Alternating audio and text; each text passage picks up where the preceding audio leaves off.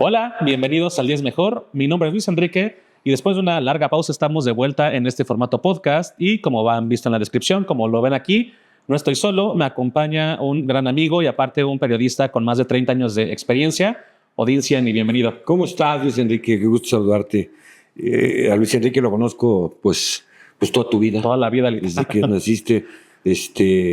Y además me acuerdo aquellos momentos donde, como todos los jóvenes, están buscando a ver a qué me voy a dedicar en la vida. Me acuerdo que nos sentamos en mi casa, sí, en la mesa, te escuché y te dije, yo creo que vas para acá, métete a esta área y te va a funcionar muy bien. Entonces, qué bueno que lo decidiste de esa manera. Y ahorita que lo mencionas, sí es algo que yo tengo muy presente, porque sí fue un momento en el que justo no sabía si estudiar una cosa u otra, y nos sentamos, me acuerdo mucho, a ver, hay estas opciones, esto es así, y justo fue parte de la decisión. Sabes que yo me casé muy chavito, tengo 3 hijos, y desde muy chavito enfrenté esa situación. Uh-huh. El ver a tus hijos con esas dudas, las mismas que tuve yo y que tiene cada persona que va evolucionando en la vida. Y aquí lo importante es que yo creo que la gente que con conocimiento en la materia, que se pueda acercar a los jóvenes y guiarlos y decirles, oye, no, a ver, tú no estás para la comunicación, yo creo que tú estás más para las finanzas o para la arquitectura.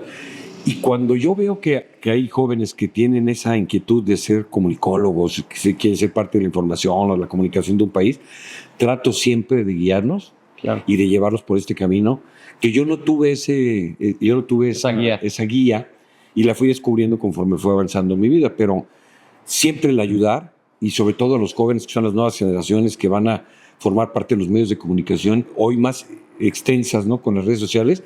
Pues qué bueno que nosotros, las personas que ya formamos parte de esto, apoyemos a los jóvenes. Totalmente, sí, es algo que agradezco muchísimo a la fecha. Y justo nos vas hablando, ¿no? Bueno, como él lo decía en el inicio, es periodista deportivo. Cuéntame, ¿cómo fue que te llevó a la vida a elegir el periodismo y más al ámbito deportivo?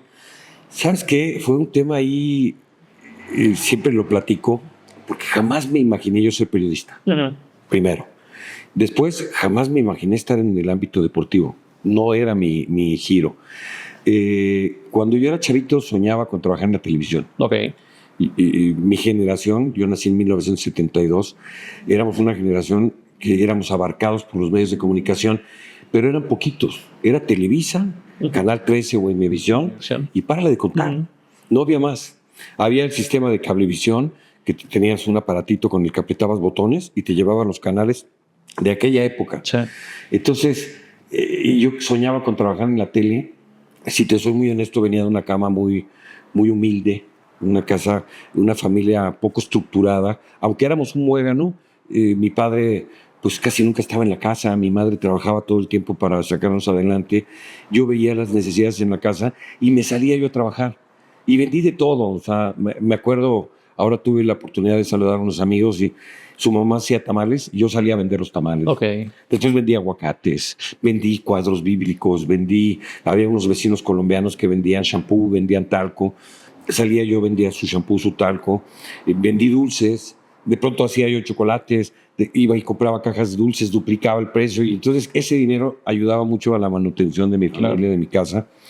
Desde muy chiquito me di cuenta que tenía que usar mis uñas, uh-huh, que tenía que rascarle para ayudar a mi familia, de lo cual me siento muy orgulloso, y creo que ahí fue el inicio de encontrar el camino a la búsqueda de algo nuevo, algo diferente.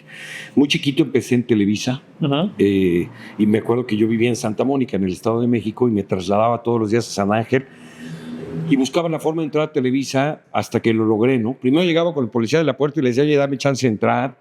Ya logré pasar ese filtro, y después ahí entré a la recepción, estaba lleno de chicas que te atendían. Siempre tendrías que tener una cita. Ibas con un productor o ibas a algún llamado. Logré pasar ese filtro y ya estando dentro empecé a moverme como pececito en el agua, porque ese era mi sueño. Empecé a trabajar en varios programas, muchos de ellos de Luis de Llano, okay, Marco Flavio Cruz, uh-huh, todo lo que era la producción de Luis de Llano. Ahí trabajé en un programa que se llamaba Música Futura, que era de videos y de música. Presentábamos pasos de baile, videos. Ahí empezó el grupo Caló. Ahí empezó también, yo trabajaba en una discoteca. Yo invité a Claudio Yarto a Televisa como disc jockey. Y mira cómo fue creciendo. Y luego me casé, okay, con Magali, que tú conoces, mi esposa. Claro. Me casé, hice una vida familiar. A mi esposa no le gustaba que yo trabajara en Televisa. Había muchas cosas dentro de Televisa, cosas que no me gustaría mucho recordar, pero cosas difíciles para quienes queríamos emprender la carrera de actuación o de música. Tenías que pagar una factura carísima. Y si tenías buena suerte, pues a lo mejor ibas con de una forma constante, ¿no? Pero si no, pues no faltaba el que llegaba y te decía, oye, ¿qué onda? ¿Qué vas a hacer en la noche? O me gustas, o por ahí veías drogas, o cosas que para un chavito de 14 años eran cosas muchísimo, claro. Cuando conozco a mi esposa me dice, salte de la tele, nace mi hijo, el mayor, Andrés, y entonces me empiezo a dedicar a todo. Okay. Desde música, llegué a trabajar en un banco, hice muchas chambas, pero casualmente en el 98, siempre con el tema de la actuación, que estuve en Televisa con Marta Zabaleta, siempre con el tema de la música, porque siempre me gustó el arte, pero para mantener a mi familia tenía yo que trabajar. Entonces vendía de todo, trabajé en muchas empresas, en centros comerciales, hasta el día que llegué a trabajar en American Express. Okay. Y estando en American Express logré subir pronto del cargo en el que llegué y hice un convenio con Televisión Azteca en donde era apoyar a los empleados para que tuvieran sus créditos. Y ahí vi a Marta Zabaleta, otra vez nuevamente la Godzilla, aquella maestra de los cachún, cachún, rara, y me dijo, oye, ¿qué haces aquí? Una mujer, híjole, yo la quiero mucho, la recuerdo mucho, por cierto, te mando un fuerte abrazo, Marta, si ves esta entrevista. Y Marta me dijo, es que tú eres un gran actor, tú deberías de trabajar aquí. Entonces me dijo, oye, en la noche tienes llamado. Tenían un programa que se llamaba Te Caché. Casualmente, sí. En ese momento, Alan Thatcher empezaba a trabajar en un programa que se llamaba Cada Mañana, tempranito, y quedaba ese espacio libre. Entonces, llego en la noche a tu casa y mi esposa me dice, ¿tuviste un llamado de TV Azteca para ir a trabajar a un programa que se llama Te Caché? Y yo, ay, amor, la verdad me agarró de sorpresa. En curva. Al otro día llegué, pasaron a maquillaje y empecé a trabajar. Y a partir de ese momento, desde 1998, formo parte de Televisión Azteca. Okay. Meses más tarde, Rafa Puente, el Guama Puente, pues muy amigo mío, me lleva a los estudios de deportes con José Ramón, con Faitelson, Pepe Espinosa, a esa gente que es un músculo grandioso en el periodismo deportivo. Y ahí conozco a José Ramón. Y de ahí me dicen, oye, queremos que formes parte del área de deportes en el área de comedia. Okay. Claro, había un personaje importantísimo que solamente iba a los mundiales y a los olímpicos, que era Andrés Bustamante. Pero ellos buscaban, dentro de la programación deportiva, los protagonistas de la tarde, los protagonistas de la noche, tener un toquecito de comedia. Y ahí entro con una sección que se llamaba El Humor de Odín. Okay. Y empiezo a hacer bromas, empiezo a hacer sketch, doblajes de voz. ¿Y cómo fue la vida que me fue compenetrando tanto que llegó el momento en el que empecé a hacer el color de Faitelson? David ya no podía salir, ya no podía viajar, porque él formaba ya parte de las mesas de análisis y de crítica.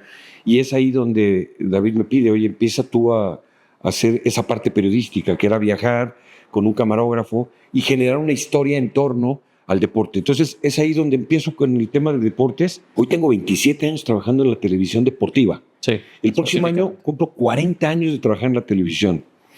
Mucha gente me dice, ¿por qué no te sientas en las mesas de análisis y debate? No me interesa a mí. No es lo tuyo. A mí no me gusta criticar, no me gusta señalar. A mí me gusta construir. Y entonces ese nicho de hacer el color, de estar cerca de los atletas, de los deportistas, de los eventos deportivos, me empezó a gustar. Y fui separándome del tema de la actuación y de la música, aunque lo llevo dentro. Sí, es parte de mí. Me encanta la actuación, me encanta la música. Pero encontré en mi vida y en el destino un mundo dentro del periodismo deportivo. Okay. Hoy formo parte de esa élite del periodismo deportivo. Trabajé 12 años en Televisión Azteca, 12 años en Televisa, y hoy cumplo 15 años de trabajar para esta cadena de Disney, de deportes, que es ESPN, de la cual me siento muy orgulloso y del cual he crecido. Hace unos días subí yo un mensaje donde decía, estoy agradecido con ESPN porque he crecido en mi tema personal, en el tema humano, en el tema profesional. Claro. No me equivoqué. A veces el destino te lleva por un camino diferente. Yo me imaginaba haciendo obras de teatro. Me encantaría hacer obras musicales. Siempre soñaba con la televisión europea, con la televisión estadounidense de calidad. Pero pues el destino me fue llevando. Hoy tengo 53 años de edad. Me siento joven, me siento fuerte. Soy parte de la comunicación de un país, estoy en el ámbito deportivo, estoy en la élite, estoy muy cerca de José Ramón, José Ramón Fernández se fue quedando solo. Imagínate, después de ser el maestro de Sí, en deporte. TV Azteca, que fue un hitazo, ¿no? Revolucionó, El yo creo que monstruo. la parte deportiva ahí, ¿no? A ver, hoy por hoy, en el año 2025, no existe un comunicador deportivo más grande que José Ramón, con Totalmente. tanta historia. Y fíjate, toda esa gente que él construyó, con la cual hicimos un mundo en el ámbito periodístico deportivo, cada quien fue agarrando su rumbo. Es verdad, fue una gran escuela y todos, André se fue a Fox, hoy en paz descanse André, pero dejó un gran legado en la comunicación. David Faitelson, pues una veleta, que un día dice una cosa, otro día dice otra, pero ha hecho un estilo, a muchos les gustan, a muchos otros no, pero hoy trabaja para Televisa. Y así vas viendo, ¿no? Luis García, Martinoli, ellos continúan en Televisión Azteca haciendo un gran papel. Son el coco y la piedra de Televisa, porque ellos vienen buscando cómo vencer en los ratings cada partido de selección nacional o cada evento deportivo. Y todos somos parte de lo mismo. Y yo soy el personaje más cercano a José Ramón. José Ramón, después de ser mi jefe, después de que hoy sigue siendo mi líder en comunicación deportiva, un ejemplo, un legado a seguir, hoy somos amigos. Hoy José Ramón tiene 79 años de edad, somos muy amigos, estoy muy cerca de él, muy cerca de su vida, muy cerca de lo que ha sido su gran legado en la comunicación deportiva. Emulo, trato de ser como él lo es, aunque mi carácter es muy distinto, yo soy más sociable, soy más abierto, pero sí creo que mi trabajo en el periodismo deportivo ha marcado un gran legado también. Totalmente. Estoy agradecido con ESPN, con TV Azteca, con Televisa, con mis sueños. Hoy me siento una persona construida, me siento una persona que ha logrado cosas grandes, importantes. Me he ido a cubrir solo, representando una empresa, unos Juegos Olímpicos, he estado en Copas Mundiales, en eventos internacionales. Yo creo que cualquier joven como tú, o más jóvenes que hoy están descubriendo su historia dentro de la comunicación, soñarían con una carrera como la mía. Total. No me siento mal en no haber continuado con mi carrera actoral. Y aparte, como dices, tú tenías pensado, tenías visibilizado ir hacia un lado, ¿no? La parte de actuación, la parte musical, pero te fue llevando la vida hacia la parte deportiva. Y ahorita que lo mencionas, ¿cuál crees o cuál fue la primera cobertura deportiva que recuerdas? Mira, es muy difícil acordarme exactamente cuál fue la primera porque empecé con las bromas. Y yo hacía bromas con un personaje que iba a entrevistar jugadores y a lo mejor era un ruso entrevistando a Jorge Campos, o me escondía en una caja que era el regalo para el Conejo Pérez en la concentración y salía yo. Entonces, al principio fue así. Esa fue mi primera conexión con deportes, las bromas. Okay. Y además me fui haciendo amigo de los deportistas. Y fui conociendo la parte humana de los deportistas. Y entonces eso me hizo entender que los deportistas a los cuales se les venera en el mundo por lo que representan como atletas, también son seres humanos. Claro. Y después me fui dando cuenta y dije, ¿por qué no contar la historia de este personaje? Que sí lo vemos en una cancha y lo vemos triunfar o lo vemos estar en una etapa de derrota en su vida, pero ¿por qué no contar esa historia y dejarnos hablar y conocer más al personaje? Y eso fue la forma en la que me fue llevando a estar más cerca de los atletas. Hay muchos periodistas que hablan en las mesas y que critican de lejos. Y yo soy uno de los pocos periodistas en México que tiene ese acercamiento con los atletas, que crean esa confianza, ese vínculo de confianza en el cual te puedes sentar con un atleta, tocarlo, tocar fibras que a lo mejor ellos no quisieran platicar. Y eso es lo que ha marcado la diferencia en mi carrera. Entonces, la primera cobertura deportiva que yo fui, pues no tengo presente, porque fue ese cambio. Primero las bromas, estaba yo en las canchas, en los estadios, en los hoteles, y después empecé, ¿no? La primera entrevista a Tuca Ferretti, la primera entrevista a Carlos Reynoso, y allí me empecé a meter Bora Milutinovic, ¿no? Que eran los personajes importantes de la época, y a todos los entrevisté. Hoy si yo veo la lista de qué personajes he entrevistado... No, una lista enorme, o sea, no acabaríamos. No acabaríamos. Lo tengo en mi memoria, lo tengo en mi corazón, en mis recuerdos y en mi legado, ¿no? Totalmente.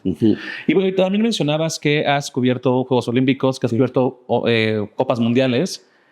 ¿Qué diferencia hay entre cubrir un evento y otro? Porque son totalmente distintos. Uno enfocado 100% a fútbol y otro a muchas disciplinas. O sea, ¿cómo se vive esta pasión de los deportes en estas diferentes competencias? En ambos eventos me gusta mucho la Copa del Mundo y todo lo que representa el fútbol. Me gusta mucho la NFL, el fútbol americano, pero cuando yo llego a TV Azteca, la cobertura de la NFL era muy chiquita. Ahí estaba Pepe Espinosa, Enrique Garay, Joaquín Castillo. Y yo siempre quería ser parte de la NFL, pero no tenía cabida porque la cobertura era mínima. Muy reducido. solamente se narraba un partido a la semana y era todo lo que había. Cuando José Ramón me da cabida al ámbito de deportes, me dice, es fútbol, Odey. Okay. Es fútbol, haz fútbol, me decía José Ramón. Entonces, una Copa del Mundo que representa lo más interesante, importante y grande en el deporte del balón. La diferencia entre eso y unos Juegos Olímpicos es que en el mundo se le da mucho mayor seriedad a lo que es una Copa del Mundo. Claro. Son muchos países, hoy más, en esta Copa del Mundo 2026 formarán parte 48 equipos, antes eran 36, subió a 12, y la idea es que esto vaya creciendo. Pero ¿quiénes están? Están los países élites en el deporte y quienes merecen estar en el deporte. Aquellos países, por ejemplo, de CONCACAF como México, que siempre está tratando e intentando competir con las grandes naciones en el deporte. Se le da más interés, hay mucho más patrocinio, tiene mucho más visión en medios de comunicación el deporte como fútbol. El deporte olímpico lo ven más como un deporte amateur, es más familiar. Tú vas a los estadios, siempre es en un país, cada 4 años es un país el que representa estos Juegos Olímpicos, esta justa deportiva, van los máximos atletas y a quienes ves, la mayoría en el escenario, pues son los familiares de los atletas, gente muy allegada a ellos porque no se les da cobertura en todo el año, porque tú ves Michael Phelps. A Michael Phelps lo conocimos en unos Juegos Olímpicos y después se volvió el hombre más ganador en la historia, pero son hechos muy pequeños. Cada 4 años se exalta la labor y el trabajo de ellos porque es una competencia mundial. Los Juegos Olímpicos es un monstruo deportivo donde son muchísimas los deportes, las disciplinas que se juegan. Cada 4 años se invitan disciplinas diferentes a cada Juegos Olímpicos y a veces podrá ser golf, boliche o lo que tú quieras, y se le va reconociendo al deporte la importancia de lo que es en el deporte, ese deporte, ¿no? Entonces, esa es la diferencia. Yo creo que es la cobertura que se le puede dar al fútbol. Además, el fútbol es el deporte más competido y más jugado en todo el mundo, claro. Entonces, si tú dices halterofilia, pues es un nicho chiquito, levantador de pesas. Lo vemos cada 4 años y ahí descubrimos quién es el hombre más fuerte. Claro. ¿No? Natación, aunque en todo el mundo se está llevando a cabo competencias, realmente cada 4 años es donde volteamos y vemos, ¿no? Hoy vemos a Osmar Olvera, este clavadista mexicano que yo desde hoy te lo digo, estoy seguro va a ser el máximo atleta en la historia de México de todos los tiempos. Es un jovencito mexicano que ha estado luchando, trabajando y en los últimos Juegos Olímpicos logró llevarse 2 medallas olímpicas. Acaba de pasar el Mundial de clavados, también logró subirse al podio y ponerse medallas de oro. Y vendrá en Los Ángeles, y en Los Ángeles yo estoy seguro que él va a romper el récord que existe en México de medallas olímpicas en todos los deportes, y la ventaja es que a él le quedan 2 o 3 ciclos olímpicos. Si él continúa con esa disciplina como lo ha llevado desde niño, porque conozco desde niño, porque sé de su historia desde niño, yo te aseguro que él va a lograr cosas grandes. Entonces tú volteas y ves en México y dices, ¿quién es el máximo atleta? Bueno, pues está entre Julio César Chávez, Hugo Sánchez y Fernando Valenzuela. Son los 3 íconos que en los 80s lograron trascender en el deporte. Pero yo sí creo que en el deporte olímpico hay grandes personajes, grandes figuras. Ana Gabriela Guevara, que logró subirse al podio como la mujer más veloz de México. Belén Guerrero, ese monstruo en la bicicleta que también logró superar la velocidad y subirse a un podio, ¿no? Y así, hay muchísimas personalidades mexicanas que lo han logrado. Hoy Osmar Olvera yo creo que es el personaje a seguir. Y a mí, si tú me preguntas del fútbol, le tengo un cierto cariño, un cierto aprecio, es a lo que me dedico, pero no es lo que más me gusta. Me gusta más el fútbol americano como deporte, porque es una liga que tiene muchas reglas, y me encantan los Juegos Olímpicos. Estos últimos pasados Juegos Olímpicos en Francia el año pasado, me tocó ir representando a ESPN, y fueron los mejores Juegos Olímpicos de mi vida. Fueron mis 7º Juegos Olímpicos, 7º o 8º, porque yo empiezo con Sydney, en Sydney 2000, claro. Y me toca trabajarlo en México, pero trabajar arduamente los atletas mexicanos de Sydney. Me acuerdo Soraya, y estar cerca de Soraya, conocer al ser humano, a la persona, y después verla lograr subirse al podio y ganar una medalla. Y ahora culmino esta etapa de mi vida con estos Juegos Olímpicos de París, en donde voy representando una empresa donde trabajé como pescadito en el agua. Me volví muy incómodo para las televisoras que tenían los derechos. ¿Por qué? Porque logré tener todas las entrevistas de todos los atletas. Estuve muy cerca Descubrí París de una forma diferente, aunque era mi tercera o cuarta vez de ir a París. Hoy conocí muchas cosas de París que no conocía, esta gran ciudad, este gran país hermoso. Entonces, eso es lo que me ha dado mi trabajo. Claro.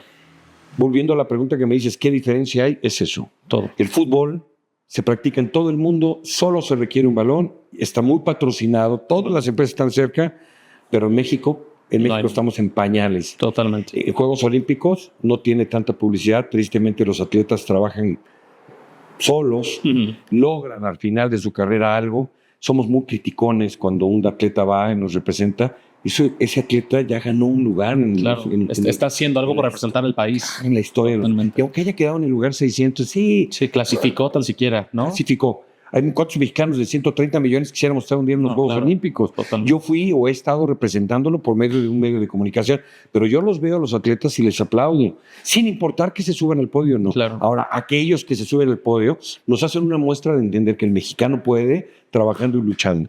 Entonces, para mí es una gran cobertura en los Juegos Olímpicos, como un mundial. Claro. Ahora tendremos un mundial en nuestro continente, donde participa Estados Unidos, que es el que se va a llevar todos los partidos, México, que lleva la inauguración en el Estadio Azteca, que ojalá lo termine, y Canadá, que también está siendo un país que se está interesando en el fútbol, que aunque tiene una liga chiquita, está empezando a apostar en el fútbol.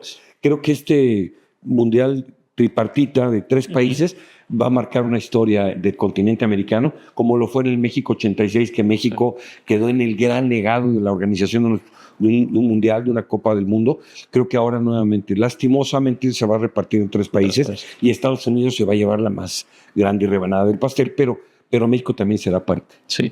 Y ahorita que lo mencionas, por lo regular siempre estos justas deportivas pues son en diferentes países, diferentes usos horarios. ¿Qué es lo más complicado de hacer estas transmisiones? Porque obviamente la competencia, por ejemplo, en Francia está a 8 horas de distancia y sucede en la madrugada, pero luego tienes que dar aquí la señal en México. O sea, es muy cansado. ¿Cómo sucede toda esta transmisión? Para nosotros como periodistas es una locura. Hoy va a ser muy cómodo para nuestro continente porque hay 2-3 horas de diferencia, entonces realmente es adaptarte, ¿no? Pero cuando vas, por ejemplo, a una Copa del Mundo o a unos Juegos Olímpicos donde hay 12 horas, por ejemplo, en Beijing, mientras la gente estaba dormida, nosotros estábamos trabajando en Beijing, se estaban llevando a cabo las competencias. Ahí estabas tú trabajando y la gente estaba dormida en México. Claro. Después, cuando la gente en México despertaba, tú estabas al aire, dando la información de lo que habías vivido en la noche. Y en vivo, o sea. Entonces, prácticamente eran trabajos de 24 horas. Sí. Trabajabas 24 horas, dormías 2 o 3 horas. Cuando son países de 4, 5, 3 horas, te logras adaptar de mejor manera. Esta cobertura, por ejemplo, en México, Estados Unidos y Canadá, va a ser muy sencilla para nuestro continente. El problema va a ser para los asiáticos. Claro. Y tú inclusive vas a ver partidos que estén programados a las 10 de la mañana, que son las 10 de la noche. Recordemos que en México hay 130 millones de habitantes. ¿No? En Estados Unidos hay 300 millones de habitantes. Si tú sumas los 3 países, pues somos 500, 600 millones de habitantes en estos 3 países. Tan solo en China hay 1.600 millones de habitantes. En la India, que son países con mucho más posibilidades de tener un rating mayor. Entonces México tendrá que adaptarse también a los horarios asiáticos y europeos para que estén en los horarios prime time de Asia y de Europa. Lo que sí, los periodistas son los que van a venir de Italia, de Francia, de Inglaterra, de Holanda. Son los que nos van a llevar la chinga. Claro. O los que vienen de Asia. Claro. Ahora les toca a ellos llevarse la friega que nosotros nos llevamos cuando nos corresponde. Y del otro lado. Por ejemplo, ahora estos Juegos Olímpicos de Los Ángeles el próximo año van a estar padrísimos, ¿no? Porque realmente hay 2 horas de diferencia entre Los Ángeles, California y además son 2 horas menos. Entonces te vas a tener que parar un poquito más temprano, pero te vas a poder nada comparado, ¿no? Nada comparado. Desvelarte 24 horas. Es una locura. Pero también para nosotros es un gran reto ir a cubrir unos Juegos Olímpicos a cualquier parte del mundo, porque además de que conoces y eres parte de esa justa deportiva, estar cerca de los atletas, conocer el deporte más en la intimidad de los personajes, ver el triunfo y la derrota, ver a un atleta subirse al podio, levantar una copa, ponerse una medalla de cualquier color y ver a los otros que se quedaron en el intento, te hacen ser más humano, Luis Enrique. Yo de veras, a mí no me gusta calificarme, pero sí, hoy a mis 53 años te puedo decir que esto me hace ser más humano y me hace descubrir que el esfuerzo, la lucha, la disciplina, la constancia te logra ser mejor ser humano. Y creo que es eso también, ¿no? O sea, luego olvidamos que son competencias que son sanas, ¿no? y que es justamente como no, o sea, sí ver quién es el mejor para llevarse la medalla, pero es justo la disciplina que hay detrás, o sea, no solamente el momento, es todo lo que hay detrás para lograr llegar a donde llegan los atletas. Mira, esto que me dices es interesante y tiene una razón de ser. El ser humano, desde que existimos, competimos, ¿no?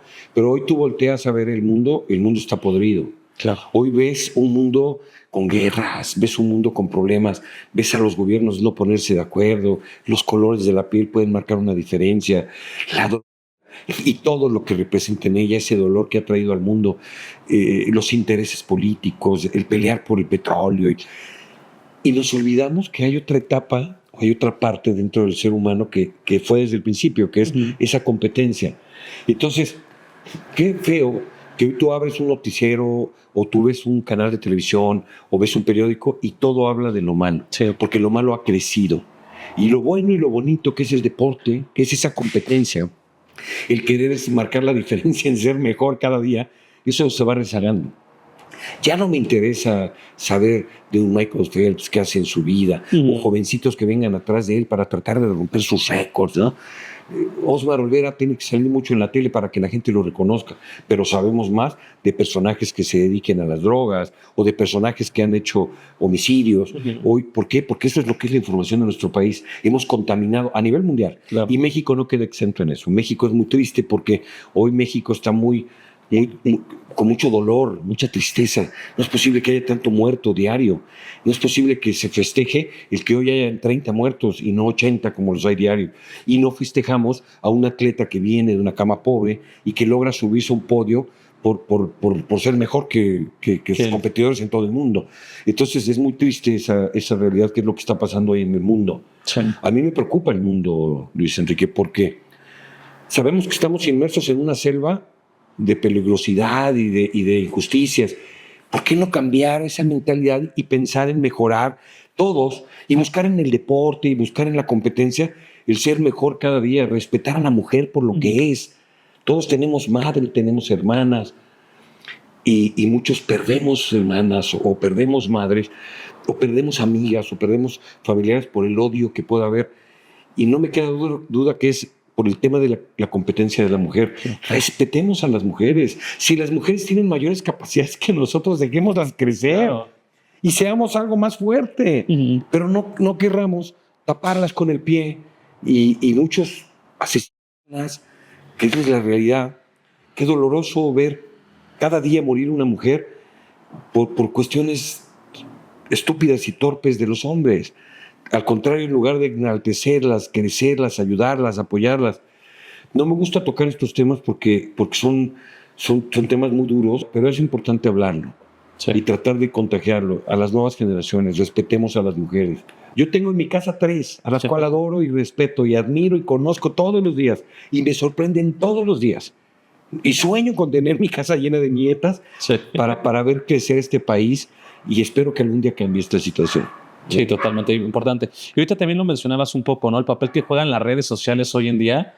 Antes solo existían 2 canales de televisión o un medio de información, ¿no? La radio y el periódico, ¿no?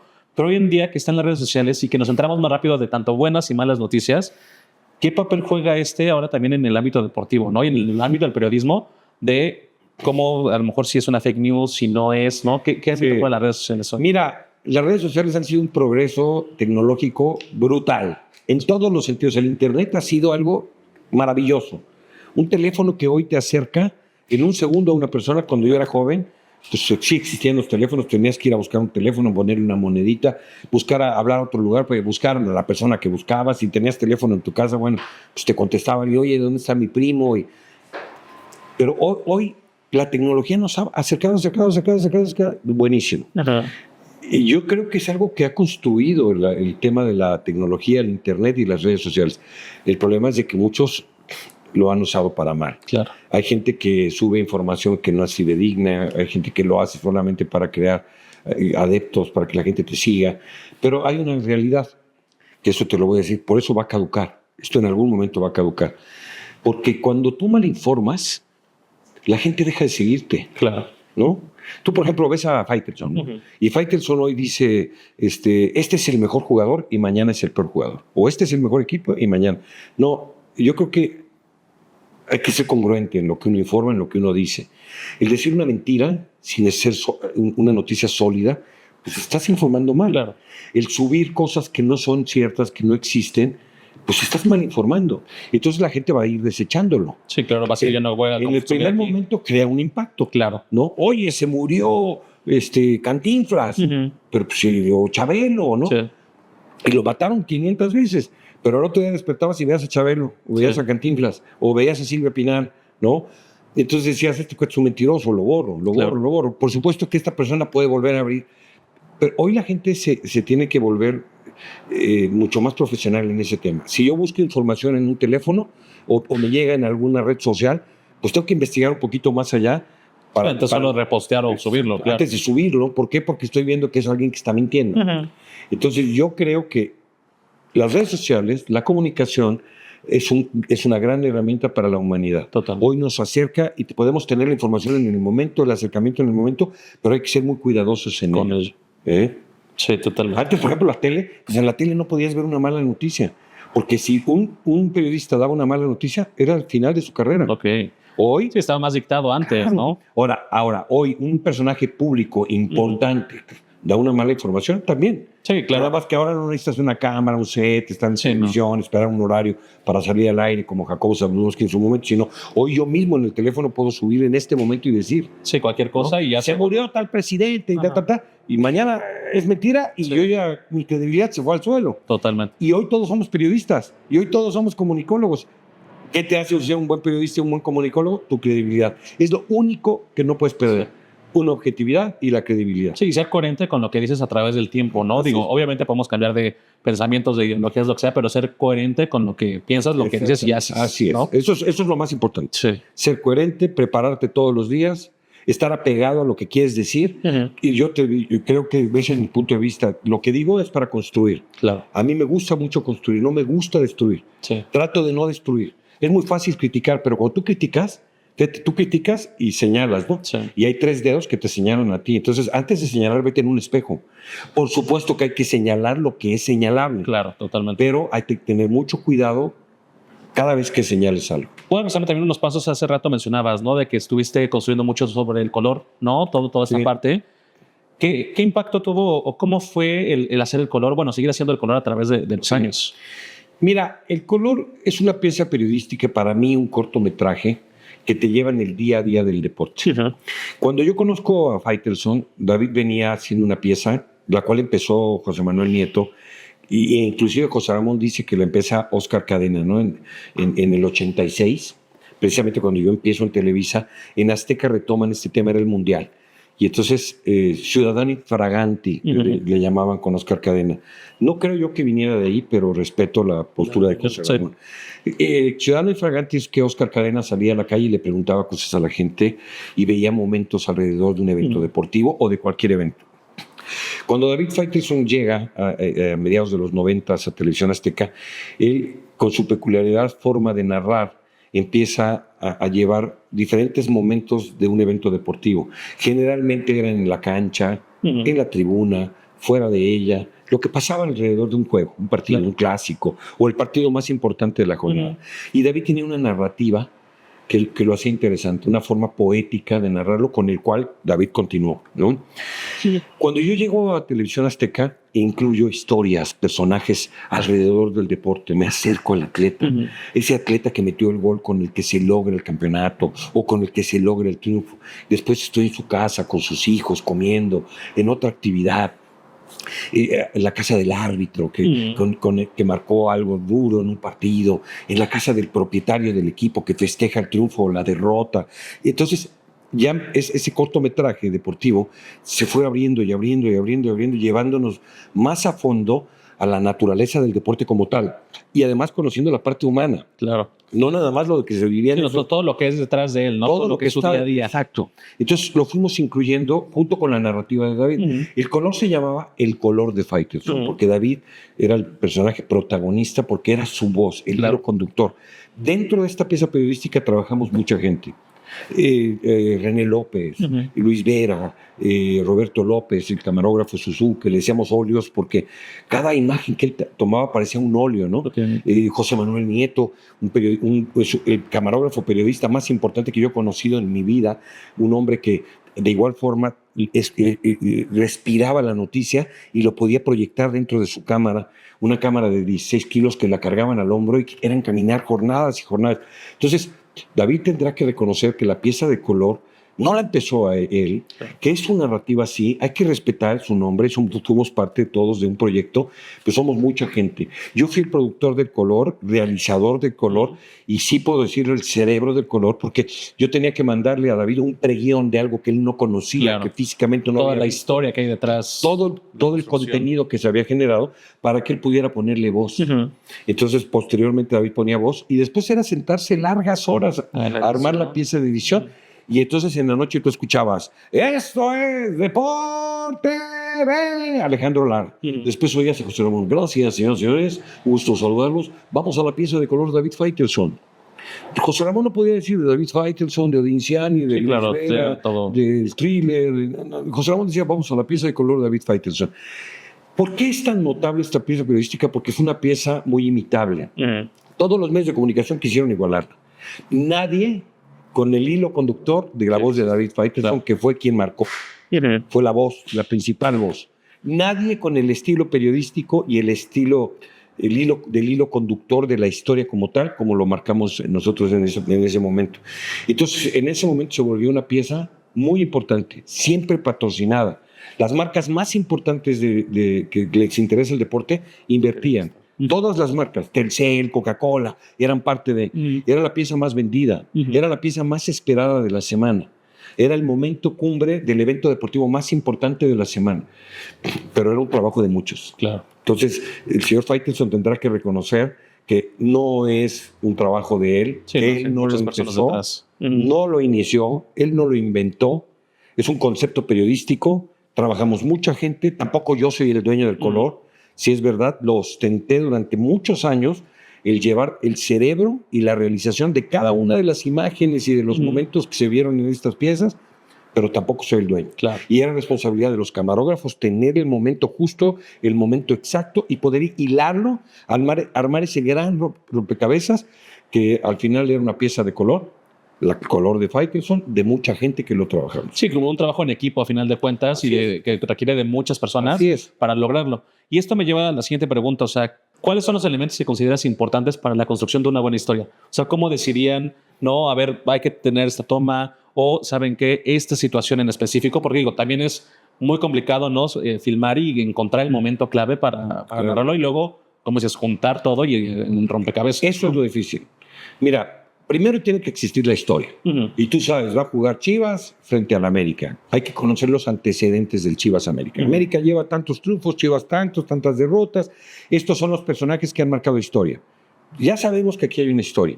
Hoy va a haber un nuevo desenlace en unos 90 minutos entre estos dos equipos. Claro. Te estoy poniendo un ejemplo, un clásico nacional, pero puede ser cualquier partido interesante, cualquier partido, evento, algún personaje que se va a retirar. Por ejemplo, hace unos días se retiró Chuy Corona.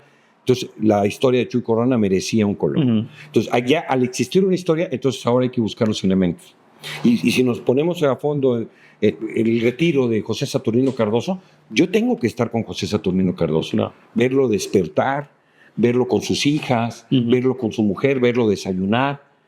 Contar quién fue José Saturnino Cardoso, ver su closet lleno de las camisas, preguntarle a Cardoso cuál ha sido el momento más importante de su carrera, de su historia, verlo llegar al estadio, ese partido último de su historia, tratar de tener la cámara dentro del vestidor, negociar con el club, negociar, a veces sin derechos, de hablar con el dueño del equipo, oye, déjame entrar, quiero ver a Cardoso, ver cómo se amarran las agujetas, verlo salir a la cancha.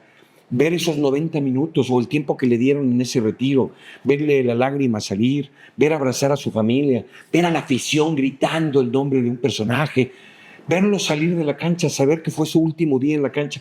Entonces, si tú logras tener todos esos elementos, ahora sí David Faitelson puede poner la voz. Claro. Ahora, si tú no tienes esos elementos, él va a tener que poner la voz e inventar cosas, ¿no? Imagino a Cardoso salir de la cancha. qué lástima, no lo tuviste. Pero si lo tenías, hay que darle un aplauso y un gran valor. Claro. Y ese era el valor del trabajo de nosotros, tener todo. Las empresas de enfrente volteaban y decían, ¿cómo es posible que ellos tienen todo? Viene solamente un camarógrafo con un reportero y lograron más que ustedes. Bueno, ese era el trabajo. Y el señor Azcárraga, o en algún momento Javier Alarcón, o la gente que manejaba Televisa, lo tendrán que reconocer. Para ellos era una piedrita en el zapato. Claro. A tal grado que un día que yo tuve oportunidad de ir a Televisa, pues Javier Alarcón no me dejó. Y me lo dijo de frente. Sí. Tú fuiste la piedrita del zapato, entonces no. Y Emilio Azcárraga me estaba invitando, pero claro, el presidente de Deportes era Javier Alarcón y Emilio tenía que respetar a su presidente de Deportes. No podía imponer un personaje, pero fue por eso. Sí. Porque de pronto tú veías en un Mundial a Odín sentado en la cama con el jugador. Sí. Y los reporteros de Televisa que iban no podían entrar ni al hotel. Claro. Y entonces decían, es que ese señor está dentro de la cama del jugador, no es posible, si no tiene derechos, ¿cómo lo hace? Llegaron a llamarme la humedad. Ahí está la humedad. No, pues tiene la entrevista con la Volpe y nosotros no pudimos. No, porque era mi forma de ser. Claro. Porque estar cerca del atleta, porque una cosa es ser y otra cosa es estar. Muchos periodistas pueden estar, pero no tener ese vínculo o esa credibilidad inclusive, claro. Que de pronto podría voltear a Javier Aguirre. Lo vi hace poco y me abrazó con un cariño Javier Aguirre. Nosotros no tenemos derechos sobre la selección nacional. Lo que tengo es una gran relación, una muy buena amistad con el técnico. Y si nos vamos con cada uno de los técnicos, con todos lo he tenido. Y fíjate, con los que no los he tenido, ha sido con los personajes que no han logrado nada en México. Okay. Porque tú volteas a ver a un Tata Martino y yo dije desde que llegó. Si ustedes buscan en Twitter, desde el día que lo presentan. ¿Y cuál fue el resultado final? No hizo nada para México y hubo un retroceso. Igual que Osorio. No hizo nada para México y fue un retroceso. Son dos personas que han retrocedido al fútbol mexicano. Sin embargo, me preguntas del Piojo. Al Piojo lo tengo hasta en el baño. Registrado en las historias que he hecho, lo tengo hasta en el baño. Jugando con él, haciendo mil cosas a Miguel. Con Ricardo Lavolpe, a Ricardo Lavolpe yo lo he visto llorar, me ha abrazado, lo he visto reír, lo he visto, y lo tienen que reconocer porque es parte de la historia de la vida, ¿me entiendes? Con Javier Aguirre he tenido una amistad brutal, de respeto, de acercamiento y de reconocimiento a él como el mejor entrenador del fútbol mexicano, porque es el único que tuvo los tamaños de irse a Europa, como hoy Ochoa.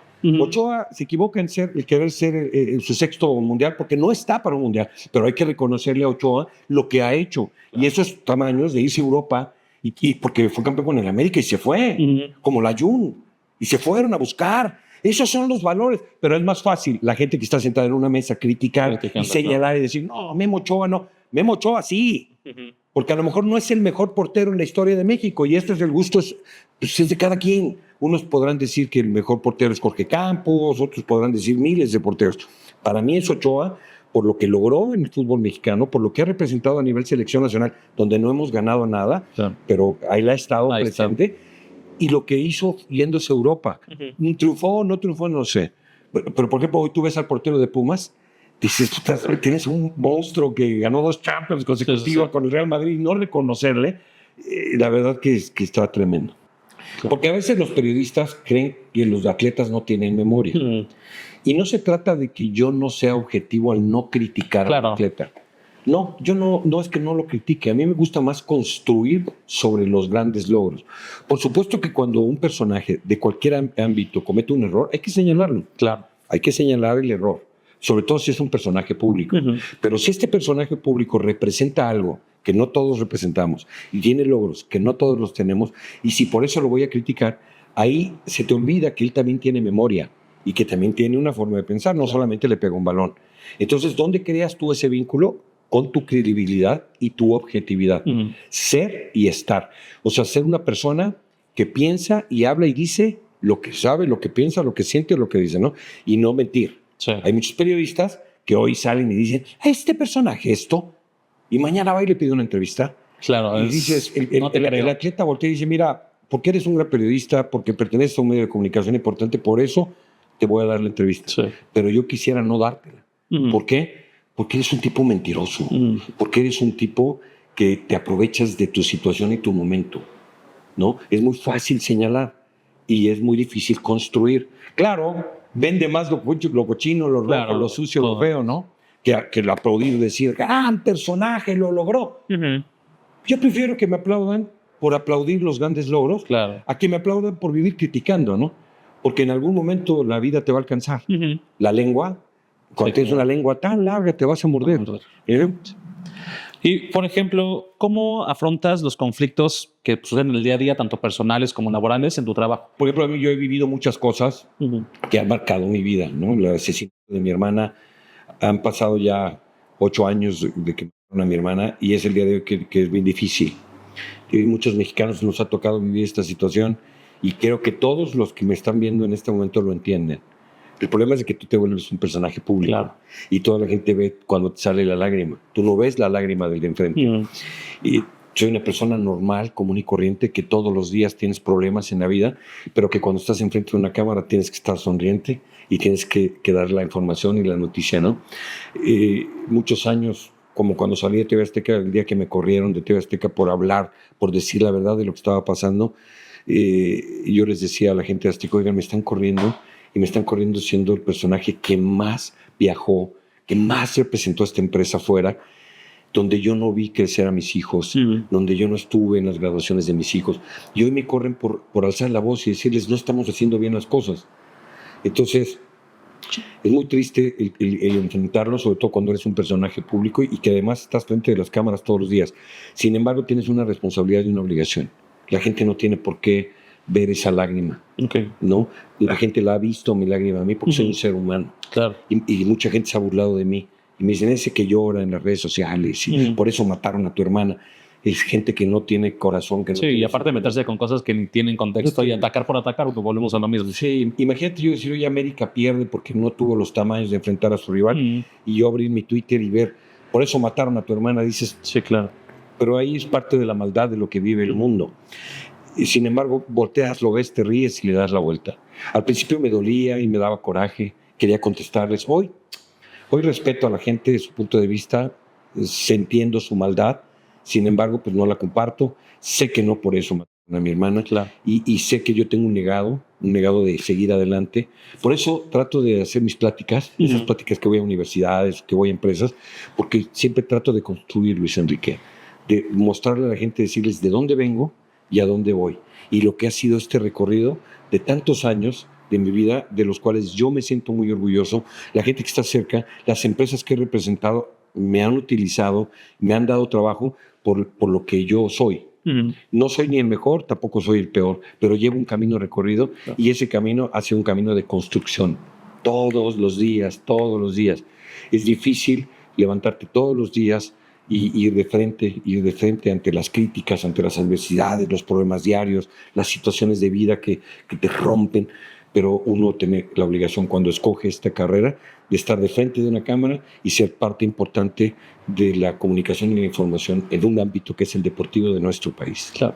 Aparte, pues como dices, somos seres humanos, nos equivocamos, ¿no? Es aceptar los errores, ¿no? Y afrontar las cosas, y también darle importancia a lo que realmente importa, ¿no? Como dices, a lo mejor este mensaje que me tira odio y que está atacándome sin cuando yo no estoy atacando a nadie, pues no se le tanto caso. Obviamente afecta, ¿no? En un inicio. Así es. Pero es no darle esa importancia que no se merece. Y mira, cualquier personaje público te lo tiene que decir. Y puede ser desde un presidente de la República hasta un comediante o alguien que sale en un medio de comunicación. Sí. Cuando te vuelves personaje público, tienes que ser más cuidadoso con tus comportamientos, por tus palabras, tus comportamientos, con lo que piensas, hablas, dices y haces. ¿Por qué? Porque te vuelves visual. Y sobre todo nosotros como comunicólogos y como periodistas, es súper importante que cuando hables de algo tengas que tener los pelos de la burra en la mano. O sea, si yo voy a dar una noticia, una información, tengo que tener los pelos de la burra en la mano, no tengo que dar mi punto de vista o lo que yo creo. Si vas a dar mi información, tienes que tener toda mi información. Entonces, hay muchos compañeros que no lo hacen y que por eso sus carreras, pues a lo mejor terminan o van a la baja y después levantan. No, yo creo que las cosas de frente. Claro. Es muy fácil señalar, ¿no? Señalar a un personaje que si tiene una adicción, o señalar a un personaje que si hizo o no hizo tal cosa. Aguas, porque si no te consta y si lo hablas de habladas, híjole, el destino te va a alcanzar. Mira, frecuentes tienes una responsabilidad tú ante las cámaras, ante el micrófono, como dices, como figura pública de tantos años, ¿no? De trabajo, que tus palabras cualquier persona se las va a creer porque pues por algo lo estás diciendo. Y si oye, está claro, seguro lo que está diciendo es verdad. Aguas. Sí. Porque así como creciste y construiste y lograste llegar, así te puedes ir al hoyo. Totalmente. En un segundo. Sí. ¿No? Entonces yo siento que lo que uno tiene que hacer es respetar. No se trata de no criticar, se trata de informar. Sí. O sea, criticar o construir puede ser parte de una información. Totalmente. ¿Y de qué consiste tú como periodista? Es informar. ¿Vas a informar? Que tengas toda la información. Uh-huh. Porque si no, eres parte de la mentira. Sí, claro. Y entonces no se trata aquí de hacer mentiras, se trata de construir. Sí. Y hay gente que no construye. Hay gente que solamente piensa en destruir. Totalmente. Uh-huh. Y bueno, lo hemos hablado a lo largo de la entrevista, pero ¿qué consejo le darías hoy a los jóvenes o a esas personas que se quieren dedicar al mundo de la comunicación, al mundo del periodismo y en específico al deportivo? Mira, hoy estamos en un déficit total, Uh-huh. brutal, a nivel generacional. Okay. Y lo he visto yo día a día, porque te voy a poner un ejemplo. Cuando hay una conferencia de prensa o cuando hay un personaje al cual vamos a entrevistar, llegan 50 periodistas, jóvenes en su gran mayoría, algunos con mucha experiencia, ya gente con más años, y ves que hacen las mismas preguntas. Tú ves un chacaleo, el chacaleo es cuando está el personaje enfrente, uh-huh. Todos los cámaras alrededor, todos los micrófonos alrededor, todas las cámaras alrededor, y hay 3 que preguntan. Uh-huh. ¿No? Y entonces esa información se va a todos los medios y es donde emana la información. Yo jamás he hecho un chacaleo. Okay. Nunca me has visto con mi micrófono, alrededor de muchos micrófonos, y yo metiendo las respuestas de mis otros compañeros. No. A mí me gusta la entrevista 1 a 1, estar cerca del personaje y generar mi propia información. Hoy creo que los periodistas, los jóvenes que están trabajando en los medios de comunicación, en todos los medios de comunicación, en todos los ámbitos, me parece que están en la cómoda. ¿Por qué? Porque no estudian, no se preparan, van a entrevistar a un personaje y no buscan darle la vuelta a la información, tener una información mía, ¿no? Más precisa, más profunda. Y me voy con la información del que preguntó.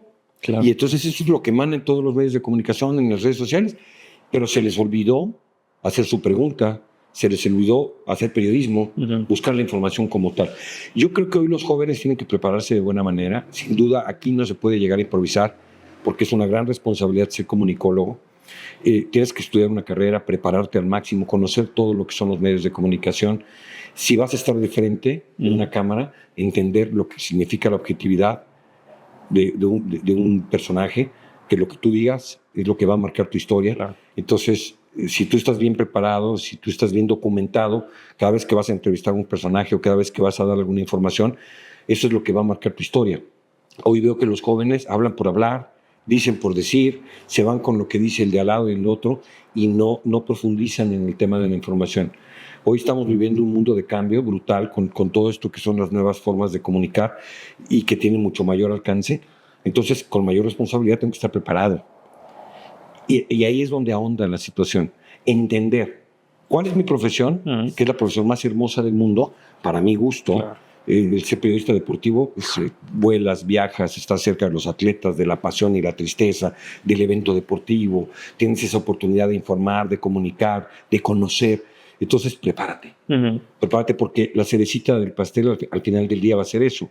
Cuando tú termines tu carrera, que termines con un gran legado. Quizás no vas a ser el mejor periodista, pero tampoco ser el peor. El peor, claro. Es simplemente mantenerte dentro de una élite de información y cuidar esa objetividad, esa credibilidad, que es lo que va a enmarcar el legado de tu vida. Ojalá que sirva este mensaje para las nuevas generaciones, como bien dices, que tengan un diferenciador, ¿no? Que no se queden solamente por encimita y que busquen y que rasquen hasta donde pueden llegar. Que se preparen todos los días. Sí. Todos los días. Sí, nunca dejamos de aprender a final de cuentas. Nunca dejas de aprender. Y nos has contado que, bueno, has tenido la oportunidad de entrevistar a múltiples personajes del ámbito deportivo. ¿Cuál crees tú que sería una o las 3, ¿no? Digo, sé que a lo mejor va a ser difícil solo una, de las entrevistas más memorables que tienes, ¿no? O la entrevista más difícil que te haya tocado hacer. ¿Cuáles son esas que recuerdas? Son muchas las entrevistas que tengo en mi corazón, en mi mente, en mis recuerdos, y que cada una hay que darle un gran valor. Claro. He entrevistado a prácticamente casi a todos los atletas. Yo le doy un gran valor a las entrevistas que le hice a Hugo Sánchez por lo que él representa hoy en el deporte. Hugo nos cuesta trabajo de reconocer, pero es el atleta más importante que ha dado nuestro país. Y quizás al paralelo de él es Julio César Chávez, porque es otro deporte. Un deporte también popular, que en México se seguía mucho y que hoy tiene un déficit total en el tema de competencia. Pero en aquel momento, cuando Julio César Chávez representaba los colores de México a nivel mundial, ganó todas sus peleas. 93 peleas invicto. Wow. Es, de veras, hoy no lo podemos entender, ¿no? Porque tienes un Canelo que es más un personaje de papel, se volvió una figura de un canal de televisión en un país ávido y necesitado de victorias y de un personaje popular que lo lograba, pero Canelo no viene de una cama pobre como lo hizo Julio. Canelo no viene de atrás, sino vino ya proyectado, ¿no? Cuando el hijo de Julio y Canelo competían para ver quién era mejor entre las dos televisoras, Azteca y Televisa, y que si el Canelo es mejor y que si Julito, y después Julito cayó en adicciones y en problemas, y lo supo capitalizar muy bien el Canelo y creció, pero no se puede comparar jamás en la historia a un Julio César Chávez, a un Juan Manuel Márquez, que sí son personajes que marcaron historia en el box mundial. Entonces, tú volteas y dices Julio César Chávez, ¿no? Híjole, le hice muchas entrevistas a Julio César Chávez en diferentes momentos de su vida. Hugo Sánchez, Juan Manuel Márquez, que te digo, para mí son personajes a los cuales entrevisté y que marcaron historia y que han marcado historia por nuestro país. Ahora, hice una entrevista con Zinedine Zidane en el Mundial de Alemania 2006, previo al Mundial. México enfrenta a Francia en un partido amistoso, y todo el mundo quería entrevistar a Zinedine Zidane porque sabía que era el último evento deportivo de este Zizou, este mago grandioso del fútbol mundial. Y yo, pues le busqué, me metí a escondidas a un estadio, terminé esposado, pero logré entrevistar a Zinedine Zidane. Sí. Y creo que ha sido la entrevista donde más me arriesgué. Okay. La más difícil, ¿no? Uh-huh. Porque no fue en algo cómodo, donde te ponen el personaje enfrente, o donde tú intentaste 100,000 llamadas para que te lo pusieran enfrente, no. Aquí, ese olfato periodístico, esas ganas de lograr, de trascender, le aposté a Faitelson. Uh-huh. Estábamos afuera del Saint-Denis, en París. México jugaba este partido contra Francia, y David le dije, oye, ¿por qué no entrevistamos a Zidane? Y él volteó y me dijo, Odín, tenemos meses buscando a Zidane, y ahora tú vienes. Le dije, te apuesto. Me dice, te apuesto todos los viáticos del Mundial. Venía el Mundial de Alemania, y era muy buena lana. Sí. En aquel momento eran como 70,000, 80,000 pesos. Si logras entrevistar a Zidane. Cuando salgo del estadio, con todo lo que se hizo alrededor para tener la entrevista, llegué y le dije a David, a ver, toma. David metió el cassette y vio a Zidane frente de una cámara con un micrófono. Tristemente, David, como siempre, fue quitarme. Okay. No quería poner mi voz, no quería que yo me viera. ¿Por qué? Porque en cierta manera era ensuciar su trabajo periodístico. Uh-huh. Pero quien hacía las entrevistas era yo. Entonces, cuando sale esa entrevista, híjole, TV Azteca, David Faitelson, El Color, Zinedine Zidane, ¡wow! Nada más que atrás de todo esto representaba un esfuerzo, una lucha, el de estar en el quien momento. Metió las manos al lodo, ¿no? Y te quemaste, y me esposaron los policías porque me metí al vestidor. Uh-huh. Y al final del día... Y la ventaja es que hay gente que lo puede señalar. Sí, ahí venía Rafael Márquez y venía Jared Borghetti, que ellos vieron cuando me estaban esposando dentro del Saint-Denis en el área de los vestidores, y Zinedine Zidane se paró y me dijo, ven, adelante, hagamos la entrevista. Y entonces la policía me quitó las esposas, pude entrevistar a Zidane. Claro, en la nota de Faitelson sale la entrevista con Zidane, un gran aplauso se llevó él, recordando quién atrás venía de hacer el trabajo. Entonces, creo que esa entrevista, y hay otra en la eliminatoria para el Sudáfrica en el 2010, donde México jugó contra El Salvador una eliminatoria, y donde yo me fui al Salvador y me metí un penal lleno de maras salvatruchas, con un camarógrafo, arriesgando mi vida. Después me lo dijeron las autoridades de El Salvador, te pudieron haber cortado las falanges, porque tú te metiste un penal sin ley, donde estaba lleno de delincuentes que fueron capturados y encerrados por tanta maldad. Pero sin embargo yo lo que quería era decir, México hoy está en El Salvador enfrentando una eliminatoria, y nosotros estamos aquí en El Salvador, en el penal del Quetzaltepec, entrevistando a los maras salvatruchas y preguntándoles lo que representaba el fútbol en su país, tener a México en su país, disputándose la eliminatoria para un mundial. Y entonces tengo ese video, lo tengo porque TV Azteca borró todos mis videos, pero yo lo tengo, adentro del penal, entrevistando a los maras salvatruchas. Wow. Periodísticamente, yo regreso a México y en ese momento me habla el que era director de noticias de Azteca y me dice, en la noche vas a estar con Javier Alatorre. Y en la noche estaba yo con Javier Alatorre, ¿no? Una asignación especial. Esta noche en Hechos, El periodista que logró entrar al penal del Saltepec y entrevistó a los malos salvatruchas está con nosotros. Odín Ciani, ¿cómo estás? Y yo, gracias, Javier, ¿cómo estás? Pues para mí es un orgullo, se logró periodísticamente estar dentro de un penal, platicar con los malos salvatruchas, llevar el deporte adentro de un penal y preguntarle a lo que representa ese país en el ámbito criminal y es ese dolor que ha generado los malos salvatruchas en el mundo. Y poderlos entrevistar, ¿no? Y los grabé jugando un partido y me tiraron un penal adentro. Entonces, son cosas que dices tú, van a quedar marcadas en la historia de mi vida, claro. Pero fueron cosas importantísimas para mí, sí, por lo menos para mí, ¿no? Para informar a mi país. No, y es que aparte, como dices, te metiste, o sea, te arriesgaste muchas cosas, desde el físico hasta la vida, en este caso de lo del penal, sí, ¿no? O sea, la verdad sí fue... Sí. Y siempre uno está en esa pequeña línea, Luis, estás ahí en donde puedes terminar mal, claro. Donde puede pasar algo grave, una situación, por ese olfato y esa hambre periodística, sí. ¿No? Porque tú cuando eres un periodista de guerra, pues estás arriesgando tu vida, ¿sabes? Claro. Que puede caer, y es parte de lo que vives, ¿no? Cuando eres un periodista deportivo no vas a tirar un penal, pero puedes estar cerca de un tema bien difícil y complejo, sí. En donde te puedes llevar entre las patas una situación. Ahora, tú como periodista escoges, me acerco al matadero, donde me puedo caer, o me quedo acá atrásito. Y yo soy de esos que me gusta estar en la línea. Sí. Entonces, bueno, pues... No, y además, pues justo ahí volvemos a lo mismo del consejo que dabas, ¿no? Es donde marcas la diferencia, ¿no? No te quedas solamente en el estadio, a lo mejor reportando lo que pasa, sino te metes hasta las entrañas de un penal, ¿no? O a los vestidores para entrevistar al jugador. Sí, o sea, arriesgas todo lo que se pueda arriesgar. Voy a tratar de darte imágenes de eso para que lo tengas registrado, para que veas cuando estoy en el penal. Y Javier Alatorre, pues al final eso público, salió en la televisión abierta. Y que la gente vea, híjole, qué bonito es el trabajo de un periodista deportivo.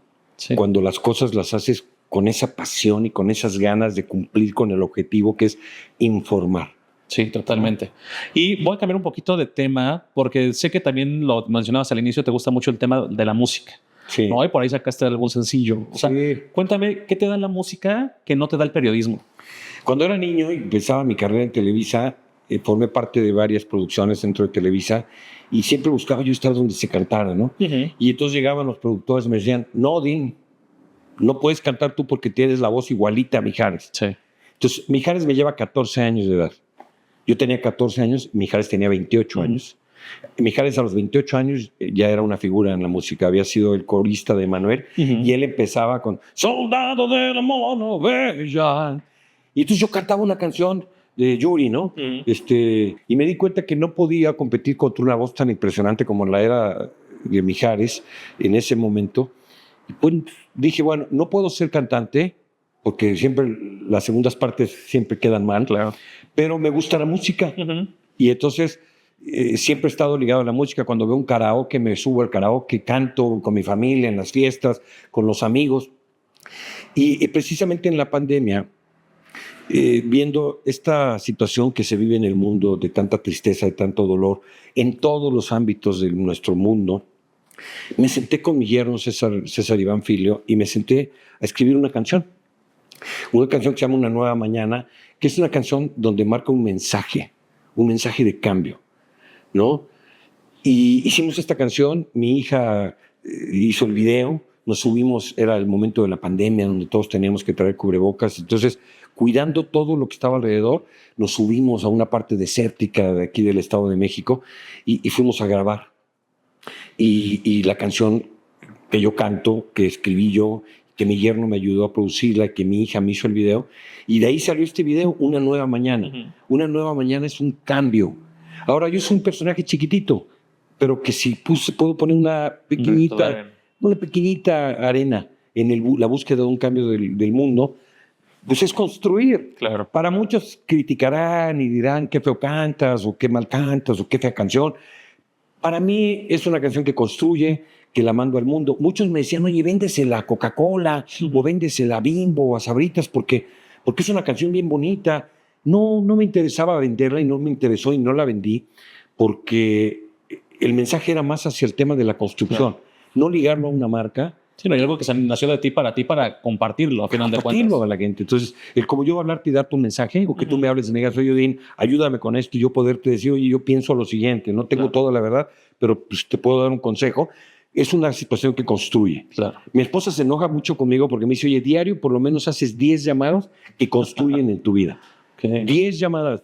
Y ese es mi legado. Sí. 10 llamadas al día en hablarle a gente cercana o no tan cercana, ver cómo está su vida y de qué forma puedo yo construir en su vida. Darle un mensaje, tratar de ayudar. Si tú desde tu pequeño núcleo logras cambiar la vida de los que están alrededor de ti y si ellos emulan lo que tú estás haciendo, se va a volver una pirámide que a lo mejor tú puedes ser fundamental en el cambio de cualquier persona o de cualquier situación. Sí. Y que esto me lleva a mi última pregunta ya para poder ir cerrando este programa. ¿Qué situaciones, qué acciones hacen que tu día sea mejor? Pues, de veras, yo no quiero ser un personaje al cual la gente le aplauda o que se le reconozca como el gran constructor de vidas. Pero sí creo yo que mi día es mejor cuando logras ayudarle a alguien. Cuando logras acostarte ese día en la noche y darte cuenta que fue un día que construiste. Claro. Por supuesto, informar, cumplir con mi obligación y mi responsabilidad como comunicólogo a la empresa cual yo represento, que es Disney, que es ESPN, lograr cumplir con el objetivo de la empresa para la cual soy contratado, con el gremio para el cual yo trabajo, estar vigente, estar presente en los momentos importantes en los que soy utilizado. Pero si yo logro todos los días construir en la vida de alguien, y de veras llegas a la cama a dormirte y dices, hoy construí. Claro. Si tú construiste, eres parte de algo. Es muy fácil destruir, Luis Enrique. Sí. Y hoy es más fácil destruir que construir. Sin embargo, mi legado y el legado de mi vida va a ser ese: construir. Mi día es mejor cuando logro construir en la vida de alguien más. Muchísimas gracias, Odín. La verdad es que fue una muy buena entrevista. Digo, sé que podemos quedarnos aquí horas hablando de toda la experiencia que tienes en el ámbito deportivo y en la parte personal, ¿no? Agradezco mucho este espacio que te diste, ¿no? Por compartirnos todo esto. ¿Y dónde te pueden seguir? ¿En dónde te pueden encontrar en tus redes sociales? Mi nombre y mi apellido en todas las redes sociales, Odín Ciani. De verdad, muchísimas gracias, Odín. Antes de irnos, recuerden suscribirse al canal de YouTube que va a aparecer aquí abajo, activar la campanita para que estén enterados de todos los demás episodios que vienen, de todo lo que está por venir. Seguirnos en nuestras redes de TikTok, el día-es mejor, Instagram, el día es mejor. Y pues nada, recuerden que el día es mejor contigo. Y vean este programa porque es un programa de jóvenes que están queriendo crecer, aumentar, lógicamente, la gente que los vea. Y es un programa que construye. Y al construir tu día es mejor. Muchísimas gracias. Abrazo. Estamos viendo. Abrazo. ¡Vámonos! Adiós.